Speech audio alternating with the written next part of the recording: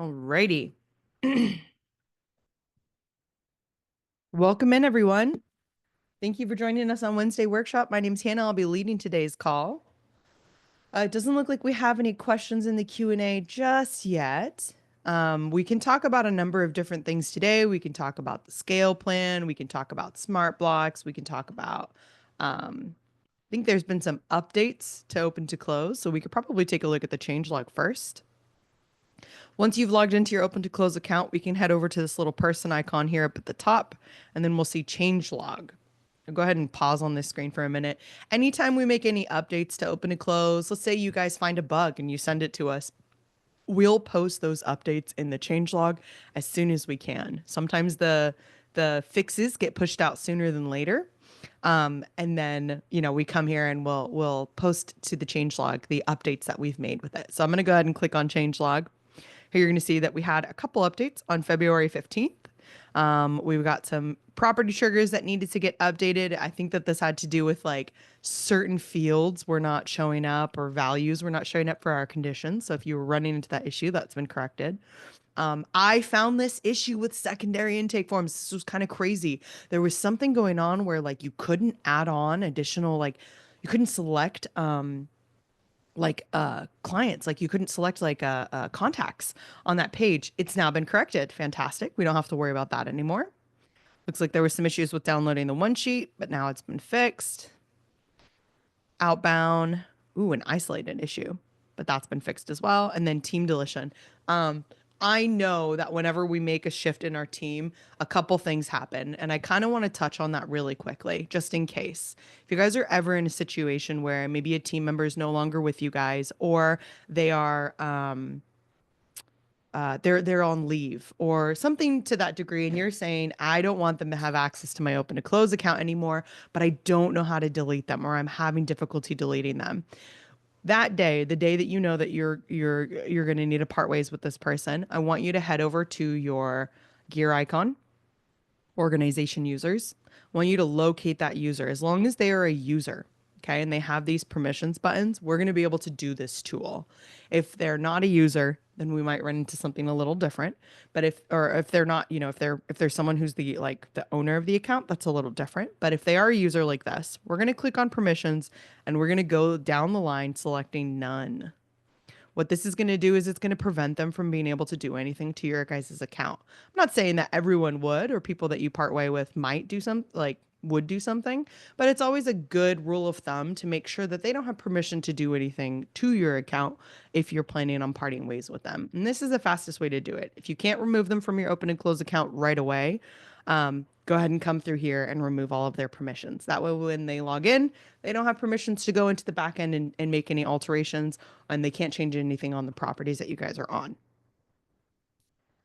I also like this because I believe it removes the navigation to contacts, so you don't have to worry about any contacts being taken out. You don't have to worry about properties being downloaded, any of that. I'm going to go ahead and put that all back on Riley, but I wanted to make sure I showed you guys that because I have had a couple conversations recently with clients where they were like, yeah, I have to remove this team member. And they had, quite a number of teams here. And this team member was on a number of teams, and you have to go through each team and you have to delete that user, right? So here for this team, if we wanted to delete Riley, we got to delete her from each team to then be able to delete her as a user. We can't just delete her from here. And the reason we can't just delete her from here is because what if she has transactions assigned to her? Where do those go? If you have multiple users, you're going to need to make sure to reassign the transactions to a different user, like Hannah, before you remove her completely from your database. So I usually recommend check out the permissions, remove them if you need to. If you need to. It's not always the case. Cool. Other than that, I think that was the end of the changelog. I think that was the bottom of it. You can see any other updates that we've made to previously to open and close as well from this changelog. Need help creating a smart block. When I tried to create a smart block, I kept getting an error message stating attached property files. I'm not sure what to do.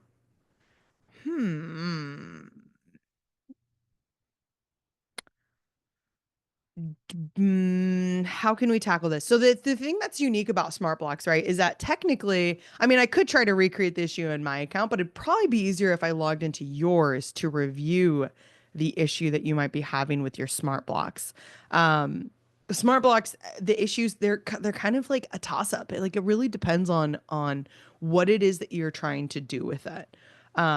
So tell me a little bit more about this smart block. I need to know three things. Number one, is it a smart block that is bringing on a block of information, a list of dates, or something else? Like maybe it's replacing information or maybe it's sharing information. Um, and then for your conditions, it sounds like file roles. Are we wanting that smart block to work based off of whether a file is existing in the property or it's missing in the property? And then the third thing is how, like, is this smart block does this smart block have specific formatting? For example, do you have like tables and columns in it, or do you have is it a formatting issue that you're kind of running into? Because I know that there's some errors that pop up that'll say stuff like, actually, kind of need to know if it's a smart block within a smart block too. Sometimes when we're looking at our smart blocks, we have that where's my validate button? Is it in the smart block itself? Thought I had a validate button. Am I blind to it, Kelly? Well, if you are, I am too, because when you said that, I'm like, where is it? Wait a minute. Maybe the I see validate it. button only shows up when something's broken. I No. don't know. Okay, so I'm in my account, looking at my account, and I have validate, and it's underneath the inline and the trash can and all that. So I Oh, don't. Oh, that's. what Let what me did see. I do? Here, I'll log into a different account. Maybe it's going to be in the implementation demo. That's so funny. That Where's is my funny. validate button? It disappeared. Interesting. Oh, oh, Hmm. I wasn't an app.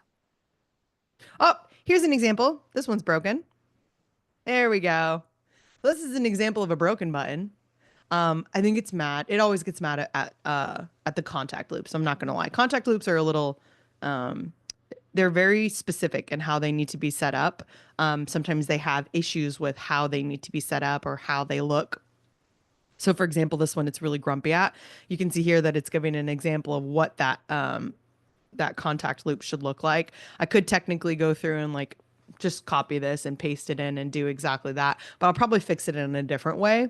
But here, if we click on validate smart block, this validate smart block just goes through and it checks to make sure that the update has been made. An update hasn't been made. I'm actually going to leave this as broken because this is a good example for us to say, this is when a smart block is broken.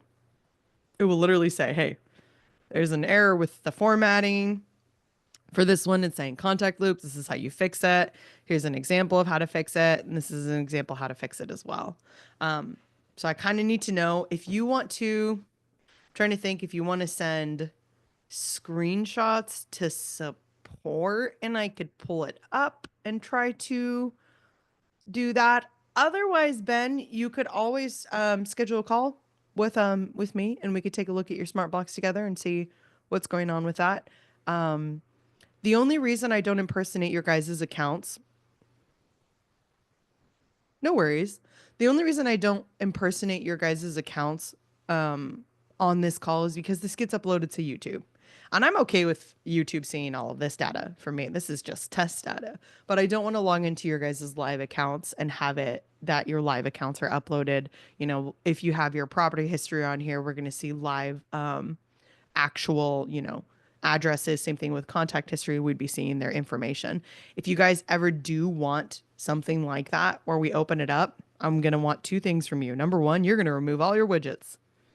No widgets on the dashboard. If you want me to impersonate your account on open and close or like on our Wednesday workshop, no widgets in the dashboard. Number two, you need to have a test property called test so that when I type in test and I click on it and it says test, I know that when I click on this, it has no live information. It like even down to like maybe even a test agent if you wanted to get a test agent in there. But we want to make sure that it's all test information. So that way we could take a look at the information together. So that's going to be one thing. I don't know if I'll be able to do that just because, again, there's some other extra steps that I need to take. There's no way for me to shield my um, well, I mean, maybe there's one way I could do it. I have to figure it out. Actually, you know what? Maybe I could try this. Give me one moment. Let me see. What screen is it still showing? Okay, still showing that. Let me see if I can get into it. So let's talk about what smart blocks are. Smart blocks are these blocks of information. It could be a paragraph. It could be a contact. It could be a date that you want to share. And the reason that smart blocks are really cool or how smart blocks can be used is based off of conditional logic. So for example, I have a smart block or I have an email template for my intro emails built out that sends out to my buyer and my seller. And that one has smart blocks in it. The smart blocks that I have built out in it are smart blocks that have to do with dates that are not always applicable. For example, I might not always have a HOA at the property. And so I have a smart block here, and this smart block is here grouped in with these guys. So we see title work, we see closing, and we see another bullet point, and that bullet point is for HOA. And in that particular smart block, it says the HOA documents for this property address will be sent to us by the title company or listing agent. Once we've received them, we'll send them to your review. If you have any objections, we have until to discuss with our closing parties, right? So this is an example of what a smart block could look like. It can be a block of information that you want to share when we have an HOA. So when we talk about your smart blocks, Ben, you're going to be thinking, okay, when do I need this to come on? When is this applicable for me?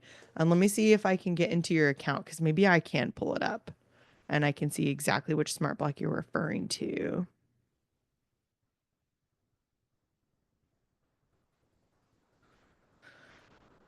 Ben, do you want to send in the chat the email that you use to log into your open to close account? Because I can't find one that's associated with your name. Unless, Kelly, do you know the account? I might be able to find it. Let me see. Okay. So this is an example of how we use a smart block. I have another one for inspections.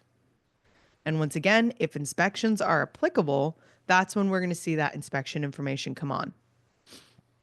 Another example of a smart block that you could possibly use and something that I believe I've built out before is going to be like for those contact loops.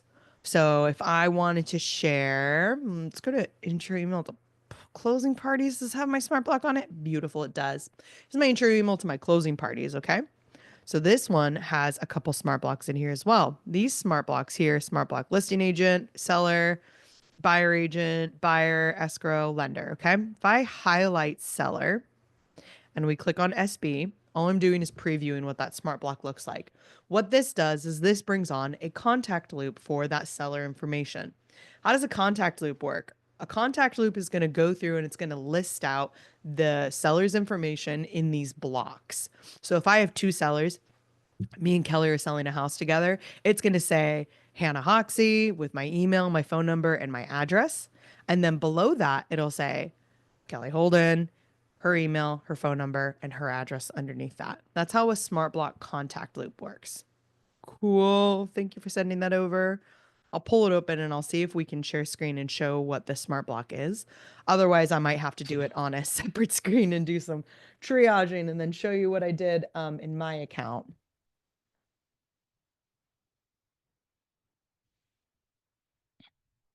Smart blocks are really cool. They're a little scary. So the next thing I need to know from you, Ben, is the email template that you are attempting to build the smart block for. And then I also need to know the name of the smart block. Both of those things will be helpful for me.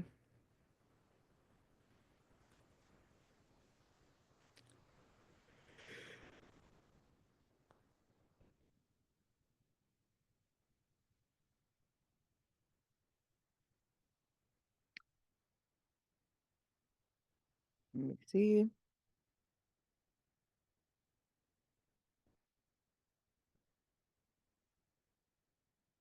I don't see any properties in here just yet. I do see a intake form that has not been approved yet. Is that the West 89th Street is the property that you're referring to?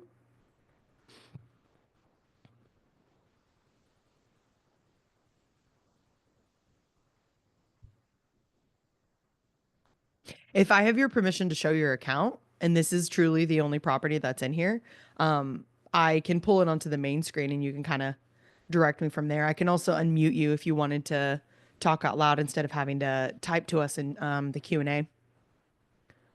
It's up to you and what you feel most comfortable with. Again, this is going to be published to YouTube. I can't I don't have the ability to stop that.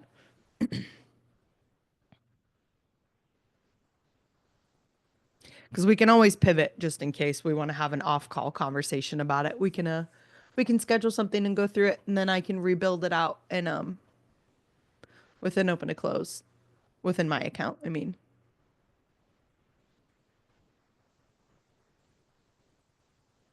yeah, let's do that. Let's do that. Kelly, you want to grab our joint link and share it with Ben? Sure. Because that'll be a fun call. Yeah. Sweet. Same thing with anyone else. If you guys are ever running into issues, you've already reached out to support and you're still running into issues with whatever it is that you're building out, you're definitely welcome to either ask us on Wednesday workshop. If I can answer it on here, I will. If I cannot answer it on here, we can always get on a call together and take a look at what your unique setup is and how we want to, address whatever issues you might be running into.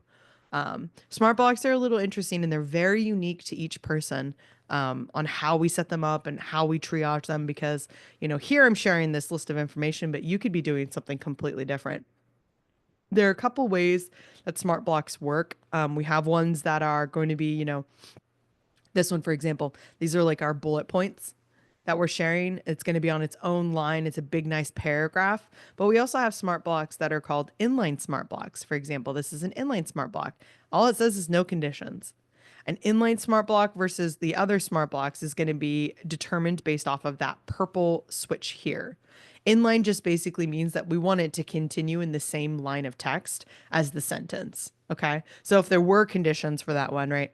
Conditions as followed versus no conditions. Maybe we have it swap either these are the conditions, these are not, there are no conditions kind of thing. And so we need that to be in line of the sentence versus breaking up that paragraph and having it as a new line item in that paragraph. It just kind of depends. I know that we have, let me see, we've got some FAQs that we can go over. If there are any QAs that you guys have that you want to ask, maybe you want to take a look at a feature together, maybe there's something else that you want to look at together, definitely feel free to get that into the Q&A and we will get into that. For now, I'm just going to look over the FAQs. Yep. One of the top ones that we have that we have been having for the past couple FAQs, and it's a normal one to run into, is authentication failed, right? And that usually happens. You get like a 400 error when you try to send out an email. Anytime you guys run into issues where you're trying to send out an email and something and it's not letting you send out, I want you to ask yourself two questions. Number one, have I changed my email? Have I changed anything with my email? Right? Have I updated my password? Have I given permission somewhere? Or have I logged in somewhere else? Anything like that. That could be causing why you have that 400 error issue. And number two, have I reached out to support yet? The reason I say have I reached out to support is because that's where you're going to get the list of instructions on how to correct the issue that you're seeing. Whenever we have a 400 error, usually what that means is you're going to need to reach out to support and they're going to send you a list of instructions to go through to refresh that connection. So you're going to log into your open to close account, reach out to support using the chat widget. Once they send you those instructions, you're going to come back over here. You're going to disconnect your Google because usually the issue that we see is with Google. You're going to disconnect your Google. You're going to open up a new tab. They're going to share a link with you. That link is going to take you to your app settings, your personal app settings. You're going to remove open to close as an app. Then you're going to come back into open to close and you're going to click on authorize, scroll to the bottom, say I've whitelisted and connect your Google. And then you're going to log into your Google. That's essentially what you're doing. You're refreshing the connection. It'll re-add that app and you shouldn't have any issues sending out emails. Now, after you make that connection, after you click on this and you say connect Google, open to close has already severed the connection between the properties and that email address. So if you go back to a property and you just go on the health bar and you try to send out that email trigger, and that's not a good example. I don't got any emails on that one. Do I have any emails on this one? You try to send out that email and you keep trying to send it, and it says invalid send from email address, or it says 400 error, something to this degree, you need to go out of your email triggers, head over to your little drop down arrow here, click on your defaults and settings, scroll down until you see default email address. Whenever we sever the connection, right? Whenever we say disconnect, it's going to disconnect it from all of your properties. The reason it does that is because what if you go, Hannah, I've got a new Google Workspace account, right? So you disconnect it and you reconnect your new Google Workspace account with your new email. You will have to set up the default email for all of those properties. So here we would just want to select the correct email address from this list. So I'm just going to select the meow one that I have that's non-API in here. And now I know when I go to send out that email, looks good. Here it says that it's invalid. I'm just going to say send. This is actually going to send as long as we have contacts. I don't think there are any contacts on it. Yeah, so there's no contacts and it doesn't have a subject. So let's send out this one. I don't know if it's actually going to go to anyone. I apologize for anyone. Okay, good. It's not going to anyone. I don't think I have any contacts on this property. So that's actually probably a good thing. Yeah, I don't have any contacts on this property, but you'd be able to send out the email afterwards. So just keep in mind, after you disconnect and reconnect your email, you are going to need to make sure that that email address on that property has been selected here. When you disconnect it, you're removing it from all of those properties effective immediately. So you'll need to go through and you'll need to just make sure that it's re-selected here. It's a good time to go and take a look at your email signature too, and just make sure the correct email signature is selected as well. Other than that, you should have no issues with sending emails after that.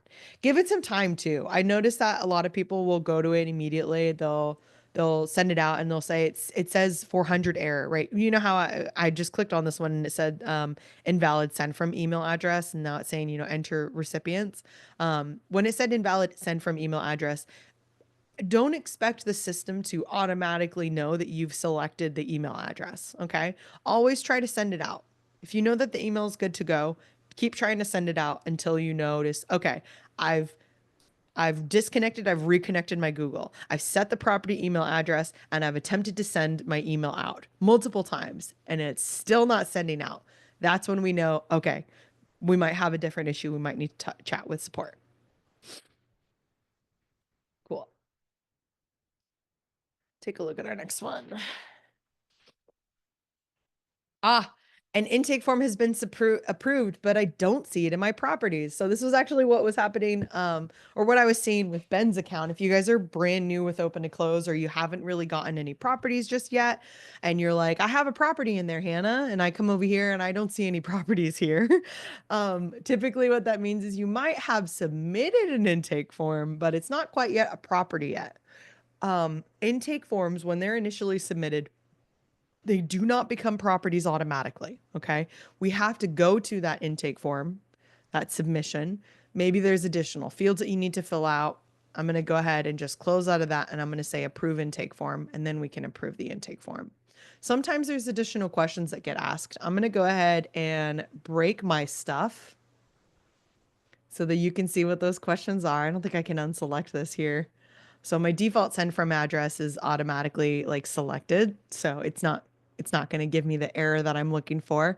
But Ben, what I noticed on that test print transaction you had was it before you could approve it, right? When you go to approve it, it said you need to update the following settings: count days using and skip federal holidays. When we click on update defaults and settings here, we're going to scroll until we see that date calculation option. And then here we're going to select what that date calculation is going to be.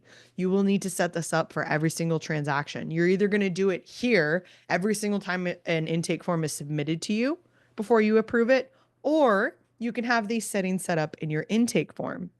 So if the values change, let's say you're in a state where sometimes it's business days, sometimes it's calendar days, then you might want to have this prompt you before you approve the intake form. If you're in an area where it's always business days, Hannah, it never changes, then we can have it set up that the count days using is always business days on that intake form. We'll go ahead and take a look at that in just a second. Our next step is counting whether or not we count federal holidays.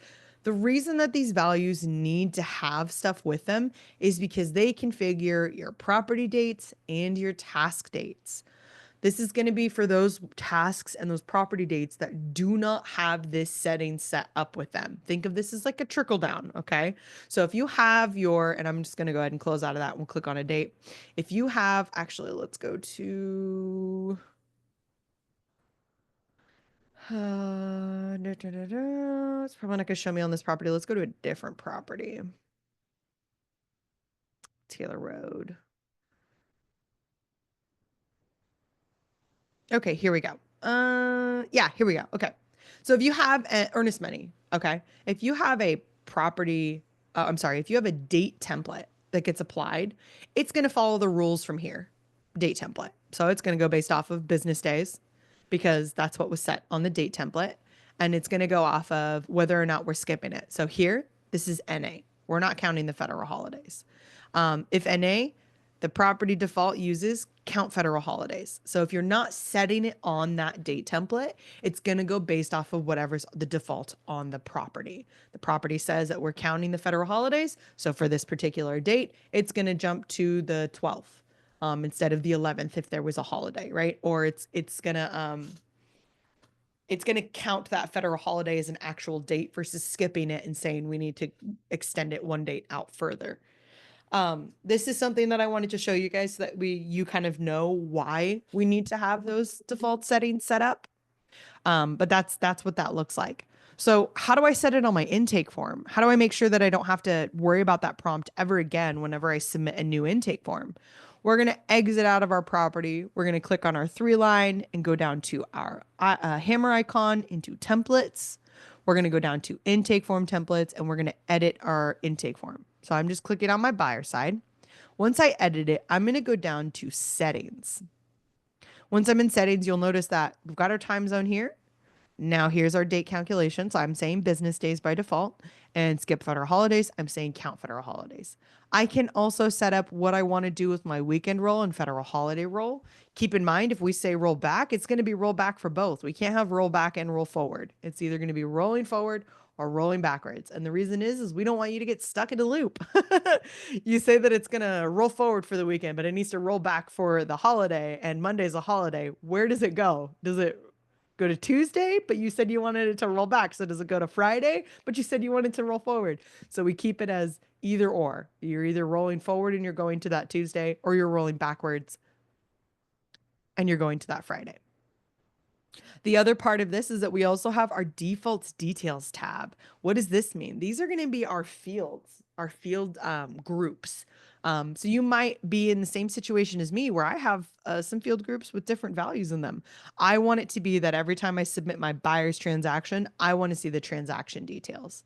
But when I go to my listing, I want to see my listing details first and foremost. Or maybe I want to see my dates, or maybe I want to see my intake questions. And so here's where you're setting that default to say, what do I want to see when I click on that property? What do I want to see here? So for this one, you can see I have my, click on this drop down, transaction details. I could have my intake forms if I questions if I wanted to, but for this one, if I refresh this property, it's going to go back to those transaction details. So our settings in our intake form is going to be really helpful to be able to know, okay, cool, this is how that property is going to look like. This is what it's going to do. These are some of the rules that it has with it. I'm going to go ahead and unselect that. I think transaction details should be fine. The defaults communication tab, same exact thing. Do you want to, when you open up that property, what do you want to see first? Do you want to see the messages if you're on the scale plan? Do you want to see your tasks? Do you want to see emails, documents, contacts, or notes? Primarily, I see people wanting to see their tasks. However, if you're on the scale account, maybe you need to default to your documents, right? Maybe you're not really using tasks. Maybe you have a couple tasks so you can toggle to it. But when you go to that property, you want to see to make sure that your documents have been uploaded.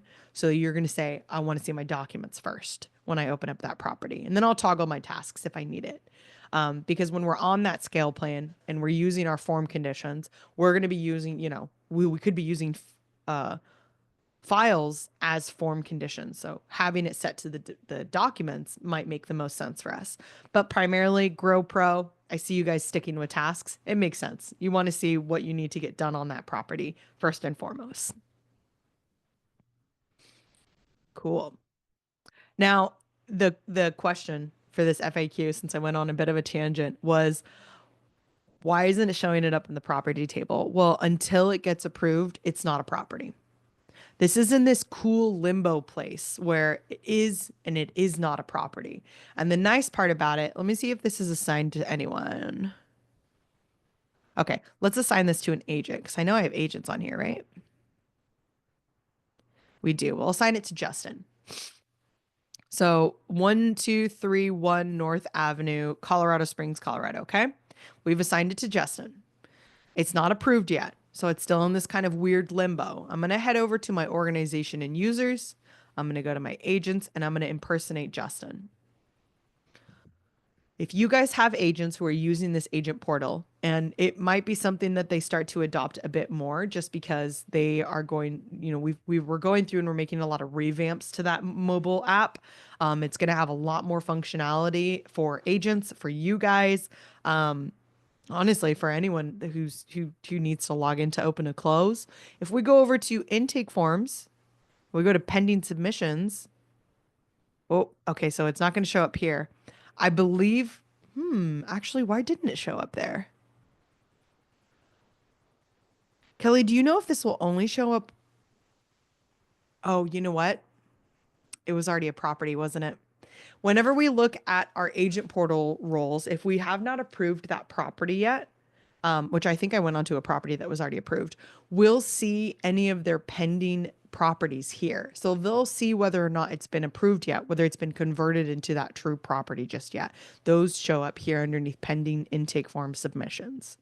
Once they've been approved, then they go over into that property queue as well. So this can be helpful for you to be able to say to your agents, if they go, hey, have you started on this yet? Or so they know, hey, when I get started on the property, it's going to shift and be underneath your property view here versus being underneath my intake submission or pending submissions view here. Anything that shows up here should be ones that were submitted by the agent. I believe if I fill out this listing intake form,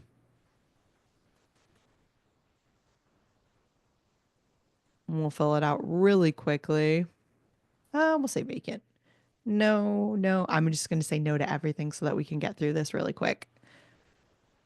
Easiest property in the world.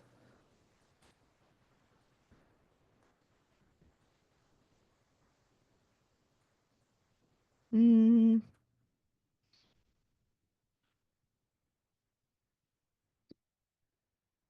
looks good.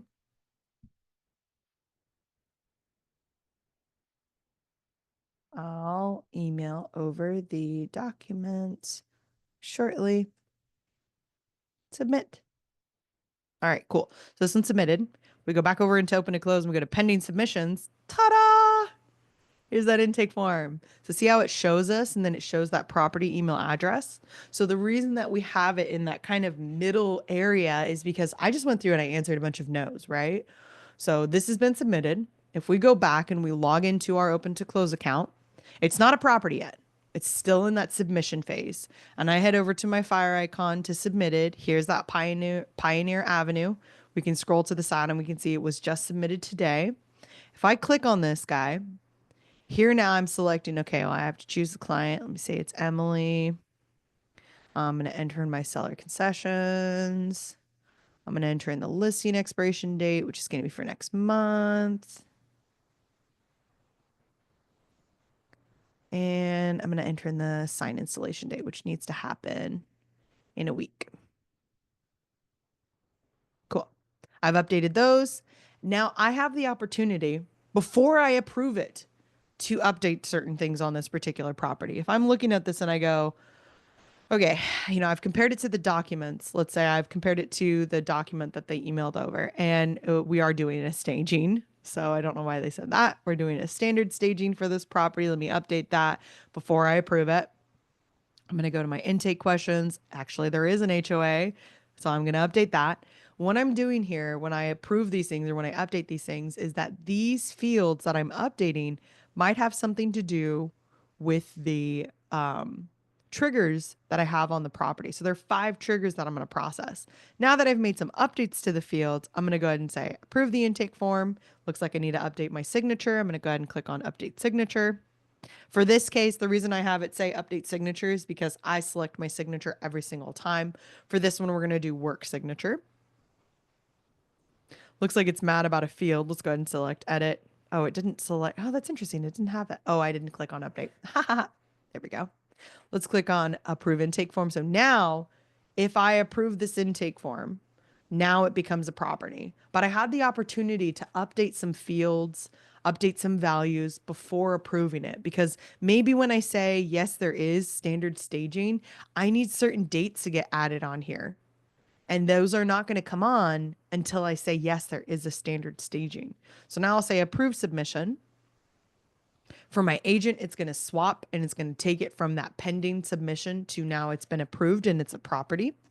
But I say close. And again, if I needed any additional fields here based off of how I have my form conditions, my intake form triggers, it might have had something to do with adding those on. So scheduling photos probably would have been a better example. This is one where if I had said yes to this, then it would have applied a couple more fields for my scheduling photos. I thought I had one for staging, but I guess I don't. So here, if I updated that and said we are scheduling photos, I'm just going to change this to a yes. We're going to go over to our form triggers. We're going to go over to our intake form submissions, and I'm going to retry this and execute the trigger.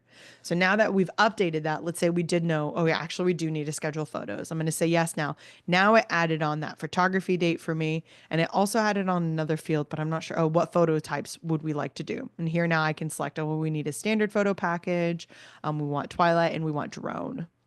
Now that I've selected those, that's updated. So if I need to go and order them, I know exactly what I need to do for this property. So there's always going to be a submission period for you to go through and validate to make sure that the information is correct and make sure that it's good to go and you can get that in there. I think I've seen a lot of people get kind of stuck on this screen, not for the fields, but when they go to approve, sometimes they'll get stuck because they don't have their email address connected just yet. If you're running a test, you're not quite ready yet to associate, or you don't have a Google Workspace to associate and attach to your open to close account, you can always go down to your gear icon into email addresses, gear icon, email addresses, and you can always create a non-API email address. To create one, you're just going to click on optional, add non-API email address. Just keep in mind, this is not a long-term solution. This is a short-term solution. Whatever you put in here, it's not going through any sort of verification or validation to send out those emails. I could put in anything I want. I could put, like I put meow@meow.com. I could put anything I want here. And when I send out that email, if I send emails from it, I'm sending it from, think of it as sending from a black box. Versus when I send it from Gmail, it's going through a certain level of authentication and saying, this is who I am, this is where I need to go. And so when it gets to that, the recipient can go, okay, you look safe. I'll let you into my email inbox. So if we use the non-API one, there's a very high chance that it's going to go to spam. And that's what this message reads as. It just letting you know, hey, if you use this, it might go to spam because the message is coming from, like I said, a black box. It's just coming from the void. It's coming from Sendesk, which is, for you guys, we'll just call it the void. So I usually recommend, if you're doing some testing, totally fine for you to add in a non-API. When you're ready to start emailing live clients, like live other email addresses, other than maybe the test ones that you've entered in, make sure you get yourself set up with either Google Workspace, and have that connected. We also have the Microsoft integration as well. Cool. Can documents be added to an intake form or property on certain conditions? There's no way to make a physical document be added to an intake form. There is a way to ask for that document though. So when we take a look at our intake form, I'm going to go over to my hammer icon, into templates, into intake form. I'm going to open up my buyer intake form, and I'm going to go to my form conditions. If I want to ask my agent for a document based off of what they've answered for me, I'm going to go to form conditions. I'm going to scroll down. Is there an HOA? This is a good example. So I could have a form condition to say that if there's an HOA, if they say yes to HOA, I want to bring on 2 fields. Maybe I want to bring on a contact. Maybe I want them to fill out that HOA contact if they know it, right? If they know it, then I'll have it there. If they know it every single time, without a shadow of a doubt, they always know it, then we can make it required.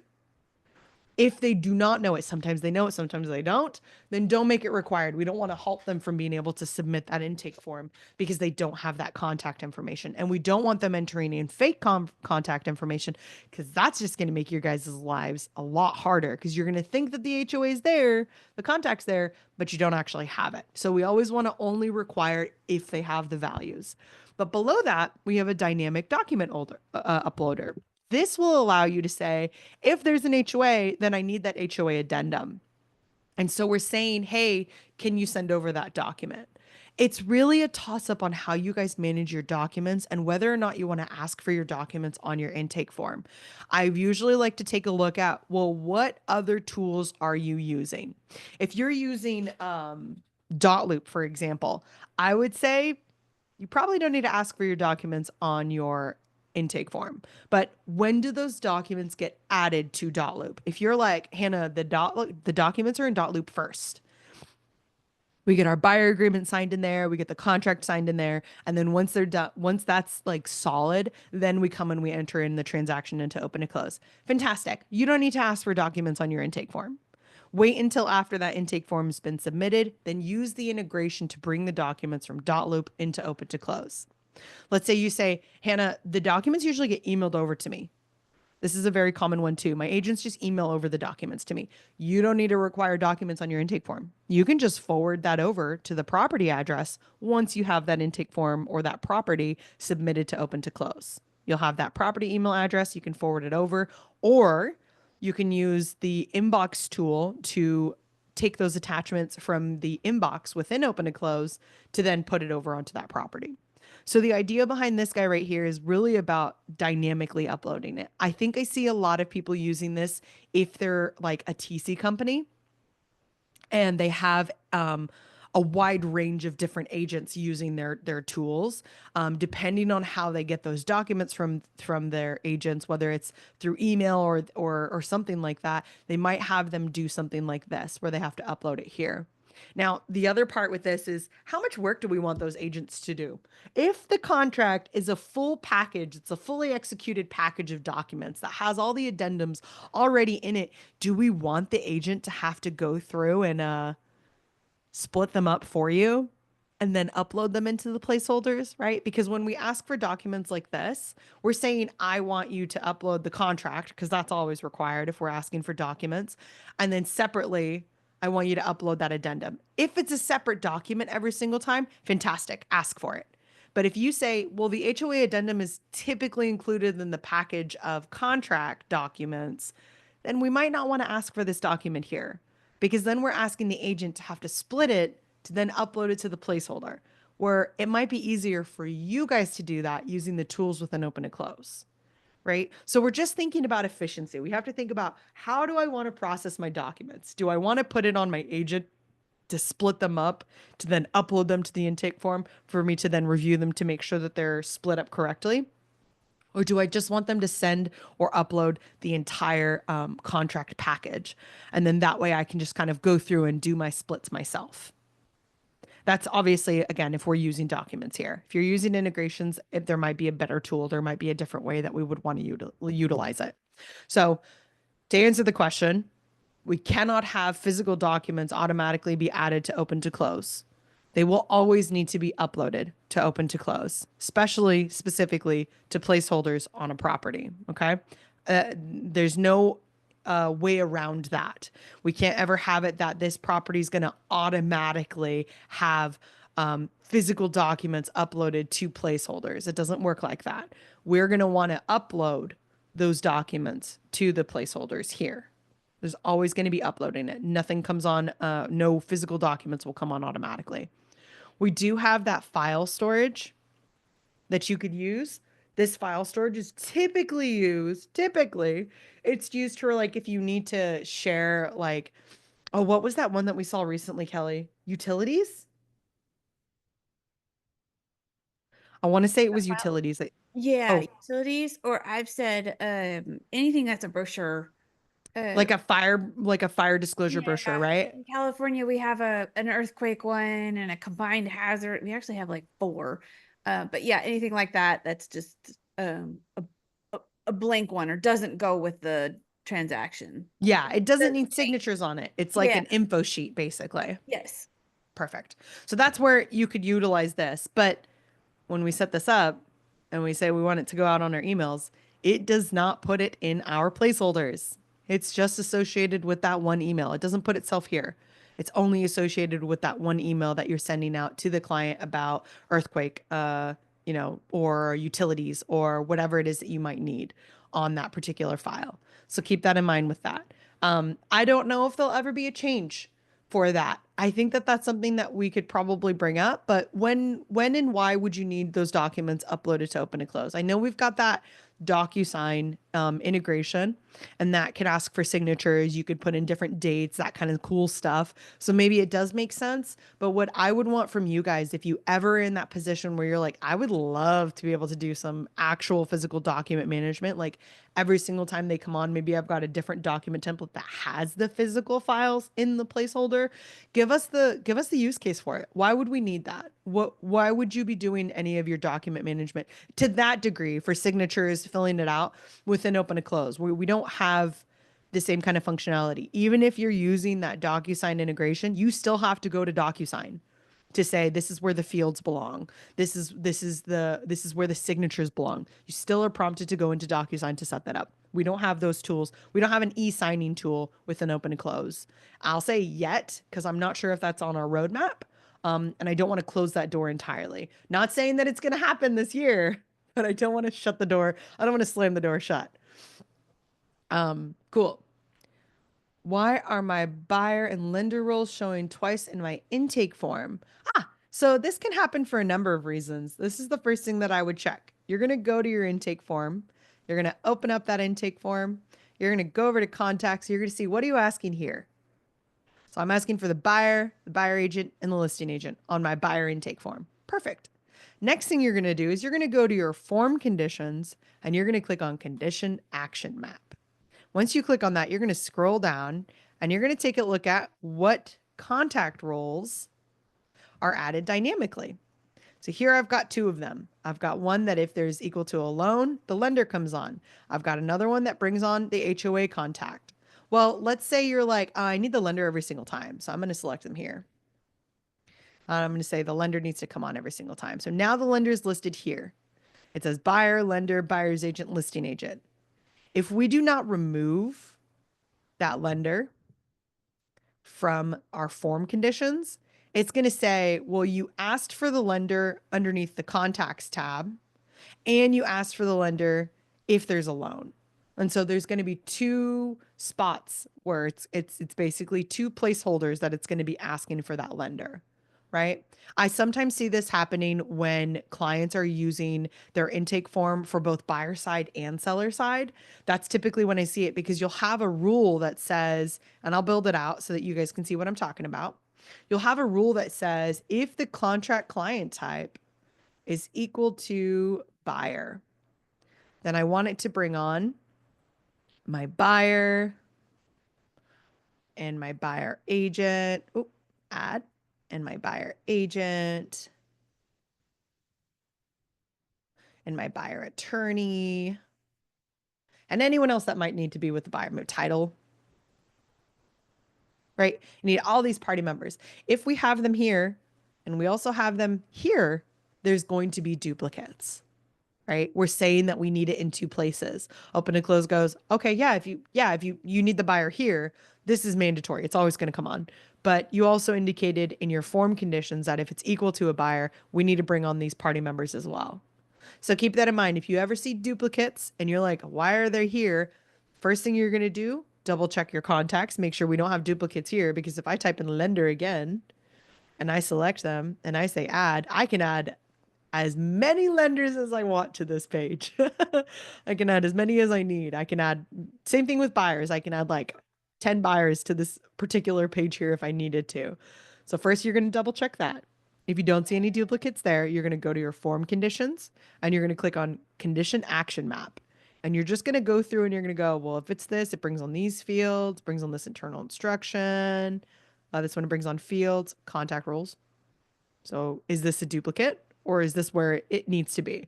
I'm not asking for HOA contact within my contacts, so this is fine. Scrolling down, oh, we've got another one, dynamic contact rules. It's bringing on my lender. I already asked for my lender underneath my contact, so I need to decide here. Do I want it that my lender comes on every single time? Or do I want it that my lender only comes on when we're dealing with a loan? I would say you should probably have it only come on when you're dealing with a loan, because otherwise you're not going to need that lender um, necessarily. Cool. I still don't see any questions. We've gotten through all of our FAQs. I have had a couple conversations recently talking about how to convert to scale plan. So I don't mind talking about that for the last 9 minutes. I've gotten, a lot of feedback from clients on like, what is the most what is the easiest way to adopt this scale account and like adopt using the tools, because it can feel a little overwhelming, a little scary to start to use some tools that are going to have things come up automatically. Remember, when you're on the scale account and you make that transition, these triggers are not going to exit the system automatically.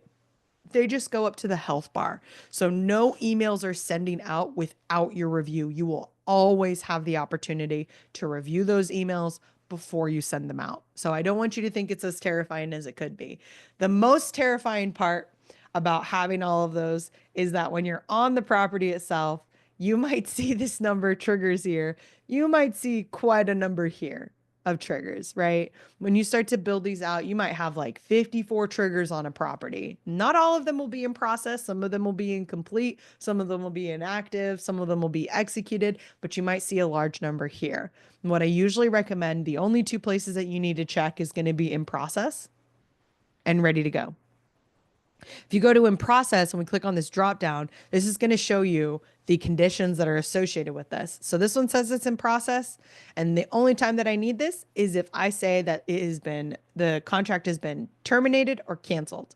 And if I scroll down, this one says if the EMD is equal to not received, that then this email will come up. But right now, I believe I previously sent out an email that said that we have received the EMD for this one.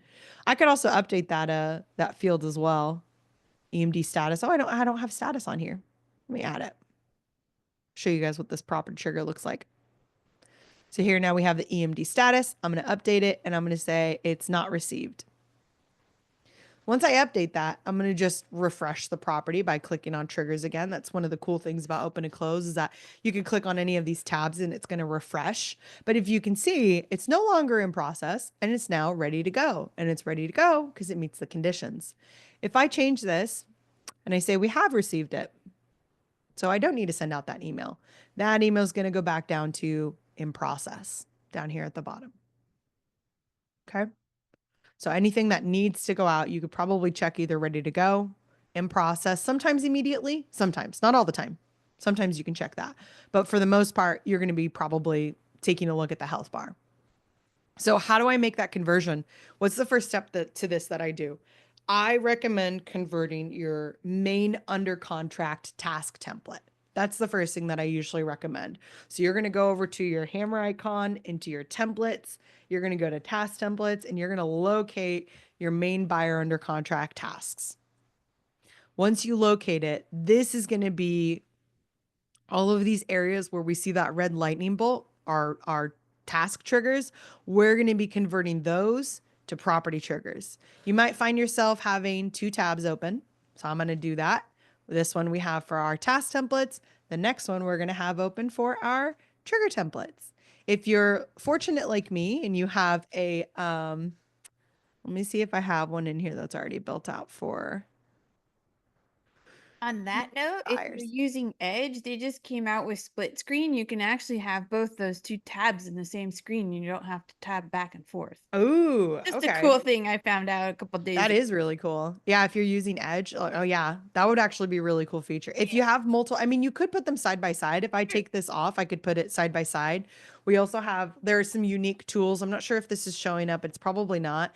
Google Chrome has some unique tools for like automatically putting things on one side of the screen and putting something on the other side of the screen that you could use. But the idea is the reason you want these two tabs open is so that you can go, okay, well, this is my opening emails, and I've got 4 triggers that I need to build out. So I'm going to go over to my trigger template here, and I'm going to build out my buyer intro email, closing parties, and what are the other ones? Looks like this one's like a duplicate. I'm just going to delete that one actually. So I've got one that adds on a task template. Looks like it adds on a one sheet. Cool. And then my closing party email and my buyer email. And you're going to want to build out the triggers for those, the property triggers for them. They do not need to be anything crazy. Like it does not have to have a ton of conditions with it. I usually say keep them simple, keep them easy. Closing party. Who are we sending that email to? Let's use our conditions for those contact roles to say we need to make sure that these particular party members are on the property. A part of your job in making sure that things are populating correctly is making sure that you have the correct contacts on your property. So that's going to be a part of that. Above that, here you can see as long as the contract client type is equal to buyer and that buyer exists on the property, that's when I want my intro email to come out. The reason I recommend starting with your main buyer under contract or your main seller under contract is because we're not going to be deleting any of the triggers from this. Instead, once you have this built out, you're going to add it to your intake form so that they're running side by side. And when you have that property that you're looking at, instead of going immediately to check off the task to then come up to the health bar to review it, you're going to click on the health bar first and see, okay, if I click on, and when we have one, here, let me go to Ivy Lane.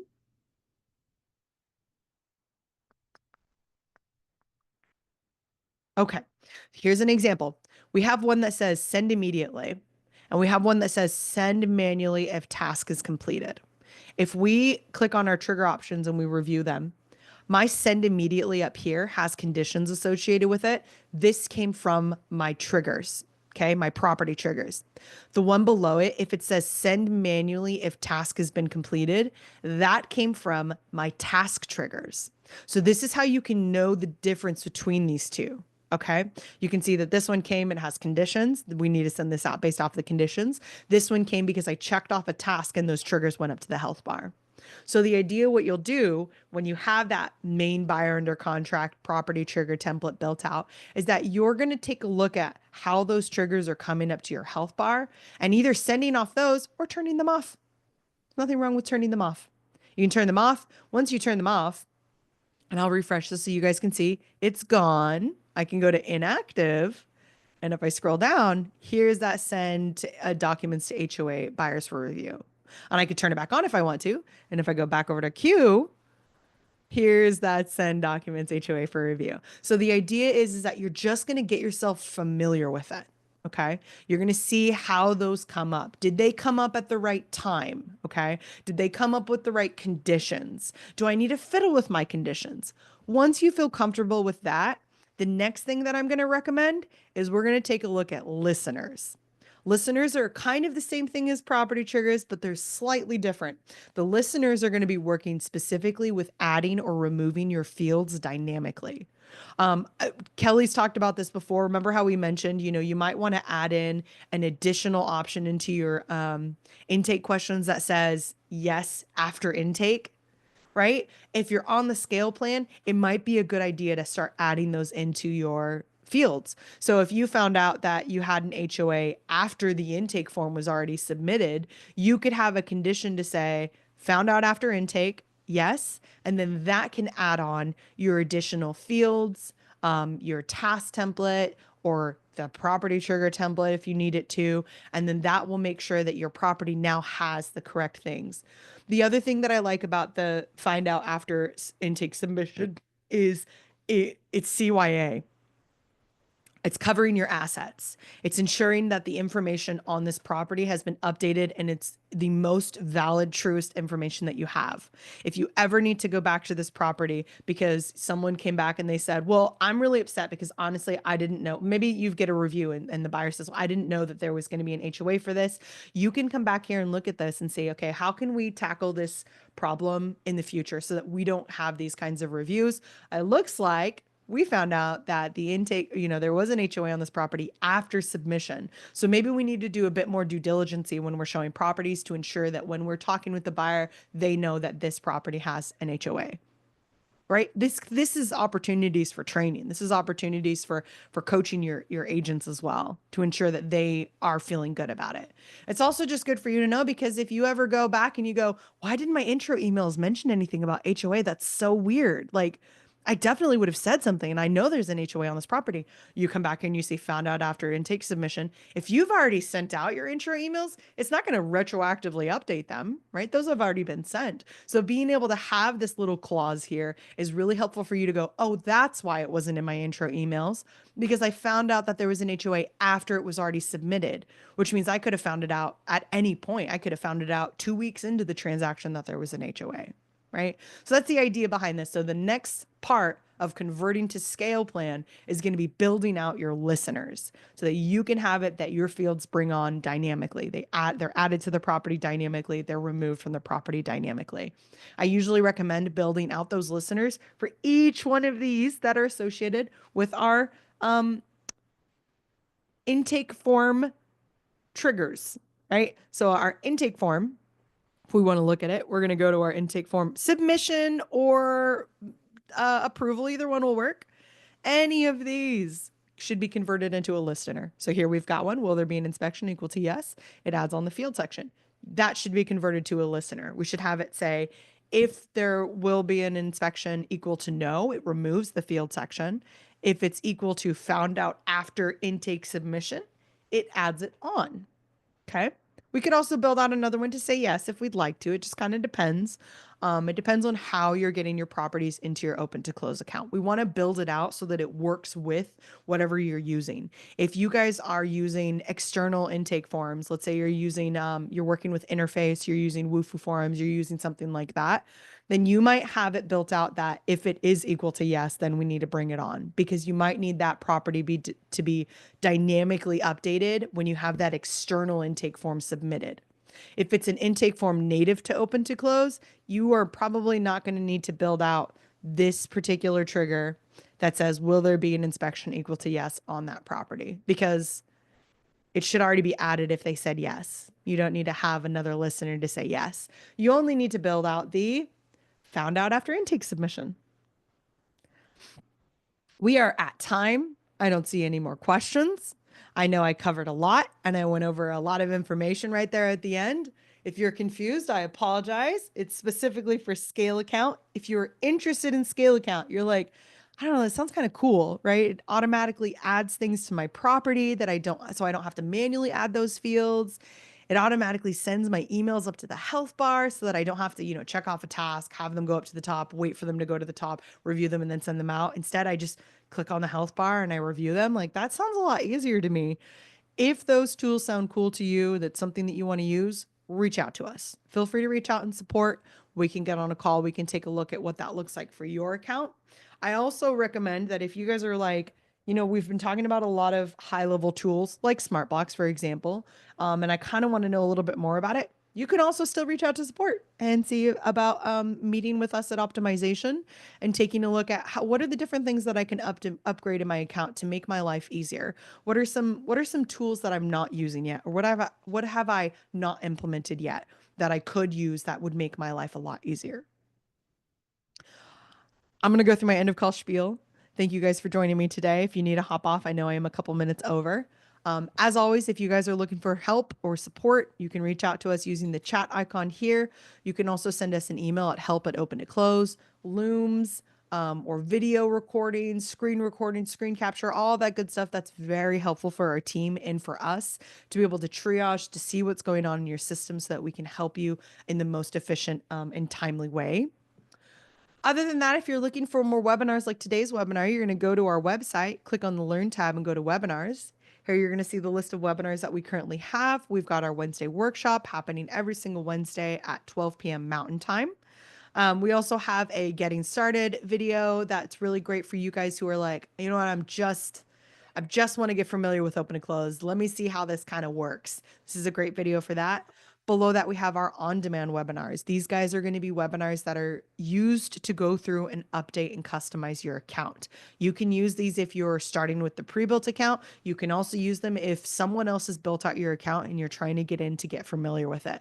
These calls are meant to be neutralized so that you can go through and customize your account and understand where things are and how to do what you need to do.